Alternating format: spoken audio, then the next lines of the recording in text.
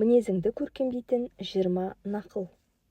Ауру тек денеде ғана болмайды, мінезде де бар. Егер біреуден жаман мінез көрсең, оған шипа сұрап дұға қыл.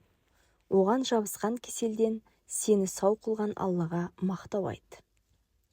Сырды сақтау шеберлігі жан дүниенің байлығын көрсетеді. Ішінде су тұрмайтын ыдыстың зияны секілді, сырды сақтай алмайтын адамның пайдасы кем. Егер әр адам қасындағы кісінің жүрегіндегін көре алса, оған жаны қатты ашитын еді. Ішкі таразының әділдігіне көзі жетер еді.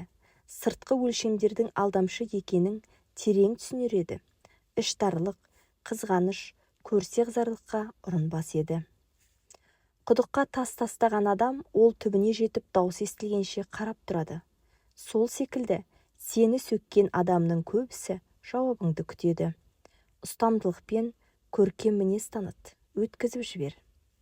Құдық түпсіз екен деп ойласын.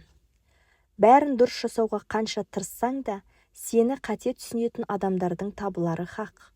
Әркімге бір жауап қайтарып, өзіңді құр шаршатпағаның дұрыс. Дана ғұламаларымыздың бірі өзін сөккен кісіге былай деген екен: егер айтқаның рас болса, Алла мені кешірсін, ал өтірікші болсаң, Алла сені кешірсін. Маған кейде бір адам бір мәселе жайлы айтады. Мен оны ол тумастан бұрын естіп қойсам да, оған құлақ саламын. Кейде бірінші рет естіп тұрғандай күй көрсетемін. Өзің онсыз да жақсы білетін нәрсе жайлы біреу әңгімелеп жатса, оның сөзін бөлмей, білетініңді білдіріп жүрегін жараламай, көңіл бөліп, құлақ салуың мінез құлықтың аса көркемдігіне жатады. Адамдар саған таң қалып жатса, оған масаттанып мақтанба. Себебі олар сенің Алла жарыққа шығарған жақсы жақтарыңды ғана көріп жатыр. Ал олар сенің Алла жасырған жаман жақтарыңнан хабарсыз болғанына шүкір де. Егер сөз шынымен жүректен шыққан болса, онда ол міндетті түрде жүрекке кіреді.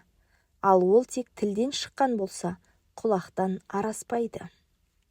Дұрыс нәрсені тез танып, жүрекпен түсініп, шынайы жанашырлықпен айтпасаң, ісің бекер. Адамдар сенің сыртыңа қарайды, жаратушың ішіңмен, жан дүниеңмен бағалайды. Пенделер үшін сыртыңды ғана әдемілеумен әуре боп, ішкі әлеміңді ұмыт қалдырып ластап алма.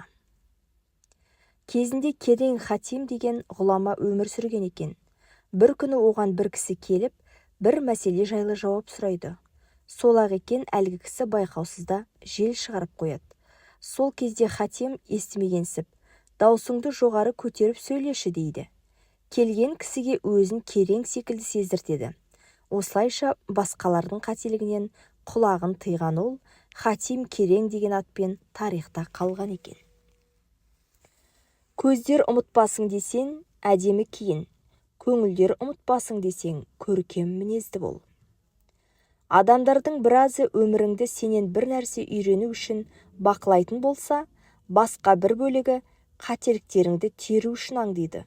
Екі топта саған таң, бірі махаббатпен, екіншісі іштарлықпен. Біреудің мінін көргенше, жамандығын тергенше, өз ойыңды мазалап, өз бойыңды тазалап, өзіңмен алыс өлгенше. Мінез құлқыңның жоғары өрлеуінің басы, өзгелердің қателіктерін сөз қылмай, көз жұма қарауыңда, әрі шексіз кемелдік жалғыз Аллаға тән екенін әрдайым санада ұстауыңда. Кім өзінің жақсы жақтарынан басқаны көрмей, әрі өзгенің кемшіліктерін ғана көруді әдетке айналдырған болса, соқыр кісі одан артық болса керек. Көркем мінез өзгелердің нашар мінез арқылы қалыптасады. Адамның мінезі көркемделе түссе, жауы азайып, досы көбейе түседі. Қиын істер жеңілдеп, қатты жүректер жұмсарады. Мұхаммед ибн Сирин, оған Алланың рахмы болсын, егер саған бір бауырың жайлы жағымсыз хабар жетсе, оны ақтайтын себеп ізде. Ондай себеп таппасаң, мүмкін оның мен білмейтін себебі бар шығар де. Адамдардың саған қандай қарым-қатынаста болғанын жақсы көрсең, сен де оларға дәл сондай қарым-қатынас жаса.